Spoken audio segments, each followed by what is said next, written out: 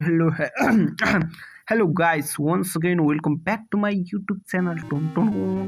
So सधैँ चाहिँ यो भिडियोमा सबैलाई वेलकम छ. Today we will discuss about भन्दा पनि के भनौँ भन्दाखेरि यो भिडियो के को बारेमा छ भनेर थम्बनेलबाट नै तपाईहरुले थाहा भइसक्नुभयो होला. So if you like my content, my subject, my things, so you can like, share, subscribe my YouTube channel. So ढिला नगरी भिडियो सुरु गरौँ. Let's begin. सो सधैँको भिडियोमा जस्तै आज पनि हामी एउटा इम्पोर्टेन्ट एउटा खतरा एउटा क्युट टपिक लिएर आइसकेका छौँ हैन. यो चाहिँ अब साइन्ससँग रिलेटेड कुराहरू जस्तै केही कुराहरू साइन्समा भने चाहिँ बायो नि पढ्न सक्यो, फिजिक्स नि पढ्न सक्यो, अथवा भनौँ केमिस्ट्री नि पढ्न सक्यो, जुनसुकै पढ्न सक्यो हैन. त्यो मध्ये भएको क्वेसनहरू मध्ये कुन पढ्न सक्छ अथवा त्यो कुराहरूसँग सम्बन्धित रिलेटेड जस्ट 5-6 वटा क्वेसन होला. यो भिडियो मैले यो नोट भनौँ भिडियो लिनुको सोर्स केबाट एआई टुल्सहरूबाट लिएको जुन चाहिँ च्याट जीपीटी, जेमिनी अथवा अरू डिपसिक अथवा अरू जुनसुकै एआई पनि हुनसक्छ है. सो फर्स्ट क्वेसन रहेको छ, what is the difference between a solar eclipse और लुनार इलिप्स है.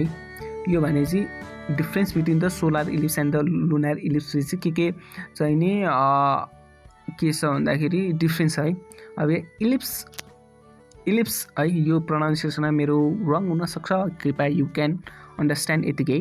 अब solar ellipse occur when the moon passes between the earth and the sun blocking the sunlight है.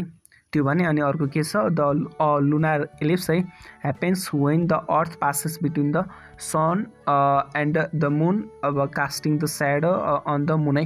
यो भने यो म फिगरको सोर्सबाट जान्न चाहेँ है. फिगरको सोर्सबाट अब यहाँ के पनि भनेको छ भन्दाखेरि अब यो चाहिँ हामीले अब नेपालीमा सघन छाया अथवा विरल छाया यो भन्ने गर्छ है. अब यो माथिको यो फिगर चाहिँ के को छ भन्दाखेरि सोलर इलिप्सको छ, तलको लुनार इलिप्सको छ है. अब सोलर इलिप्सको भने के भन्दाखेरि सोलर इलिप्स भने अब त्यस्तो एउटा कन्डिसन है जहाँ चाहिँ हैन एउटा the moon passes between the मुनको अझ मुन हैन moon passes between the moon pass गर्छ के को बिट्विन भन्दाखेरि अर्थ र सनको बिचमा फिगरमा देख्न सक्छ है. मसँग यो एउटा राइटिङ एउटा त्यो छैन, त्यही भएर यु क्यान अन्डरस्ट्यान्ड यतिकै मजाले. अब यो के छ भन्दाखेरि यो मुन चाहिँ पासेस बिट्विन द यहाँ सन छ, यहाँ चाहिँ के छ भन्दाखेरि यो के छ अर्थ छ. यो बिचको त्यो सन र चाहिँ नि अर्थको बिचमा चाहिँ एउटा मुन छ, त्यो गयो है. अब यो गर्दाखेरि चाहिँ सनलाइटबाट आएको लाइट त यो मुनले छेक्ने भयो नि त हैन. यो कन्डिसनलाई चाहिँ एउटा के भन्छ भन्दाखेरि सोलर इलिप्स भनेर भन्छ.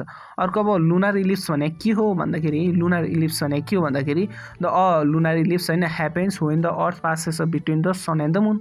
यहाँ सन छ यता फिगरमा हेर्ने, मैले यहाँ अलिकति लेख्ने त्यो वाला छैन कि ट्युन गर्न सक्छु तर म but it takes a time अथवा के हुन्छ है, यो मोबाइलबाट हुन्छ त्यही भएर. अब यो भने त्यस्तो कन्डिसन जब सन र मुनको बिचमा चाहिँ एउटा अर्थ पढ्यो भने चाहिँ अब त्यो अर्थको छाया चाहिँ सनलाइटको कारण गर्दा त्यो चाहिँ नि केमा पर्छ, मुनमा पर्न जान्छ नि त. त्यसलाई चाहिँ नि लुनार इलिप्स भन्छ है. नेपालीमा अझ सघन छाया र विरल छाया भने यो है. सो यति छ. अब अर्को नेक्स्ट क्वेसन छ है, के छ भन्दाखेरि how does the water cycle function है. एउटा वाटर साइकलले चाहिँ फङ्सन अथवा काम कसरी गर्छ भने चाहिँ अब the water cycle is a continuous movement of water on, above and below the surface of the earth driven by the solar energy through the evaporation, condensation and the perception है. यो भने चाहिँ कस्तो छ पर्सेप्सन नो है पर्सिपिटेसन है. यो भने चाहिँ कस्तो वाटर साइकलमा चाहिँ कस्तो हुन्छ र भन्दाखेरि जस्तो कि फर्स्टमा यहाँ अब त्यहाँबाट चाहिँ है एउटा यो भने एउटा कन्टिन्युअस साइकल हो, हामीलाई थाहा छ. यो भने पानी पर्ने प्रोसेस त हो नि वाटर साइकल भन्ने बित्तिकै पानी कसरी पर्छ भने जस्तो कि अब त्यही पानी अब यहाँ यता कुन साइडबाट जाउँ भन्दाखेरि अब मजाले घाम लागेपछि इन्द्रेणी अब लाग्छ त सिधै लाग्दैन नि. अब कसरी जाने भयो भन्दाखेरि सबभन्दा सुरुमा यो अब यहाँ तल फिगरबाट जाउँ, यो तल पानी परेको छ, पानी छ हैन एउटा नदीमा, त्यो पानी सनलाइटको कारण गर्दा तातिएर इभापोरेट हुन्छ भएपछि उडी जान्छ. त्यो इभापोरेट भएपछि माथि चाहिँ नि स्काईमा पुगेर त्यो कन्डेन्स हुन्छ हैन, त्यो हुन्छ. अनि त्यसपछि त्यहाँ भएको खै गर्दा चाहिँ नि बाई डिस्टर्बेन्स भयो है, कन्डेन्स हुन्छ माथि जान्छ, त्यो भएपछि अब जान्छ. अब त्यसपछि के हुन्छ भने चाहिँ यहाँ छ एउटा फिगर ट्रान्सपिरेसन, यो कुरा यो इम्पोर्टेन्ट छ है. अब त्यहाँबाट झरेपछि अब यहाँ बाफ बन्छ, बाफ भने उके बाफ बन्छ, बाफ भनेपछि त्यहाँ कन्डेन्सन अब त्यहाँ त्यो हुन्छ, त्यो भएपछि अब पानी त्यसपछि झर्छ है। झरेपछि फेरि केमा नदीहरू तालतलामा मिसिन्छ, त्यो फेरि इभापोरेट कलेक्ट हुन्छ, त्यसपछि इभापोरेट यसरी गरेर पानी पर्ने साइकल हुन्छ है।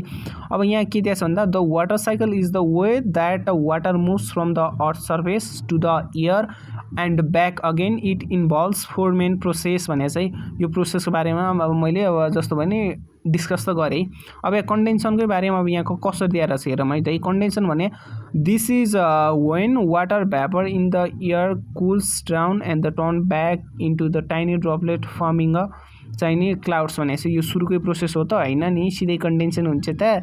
पहिला यहाँ वाटर कलेक्सनबाट ल पानी पऱ्यो, फर्स्टमा पानी परेपछि वाटर कलेक्सन भयो, कलेक्सन भएर इभापोरेसन भयो। इभापोरेसन भने this is when the sun heats up the water in the river, अघि भनेको कुरा lake oceans and the turning into the water vapour है।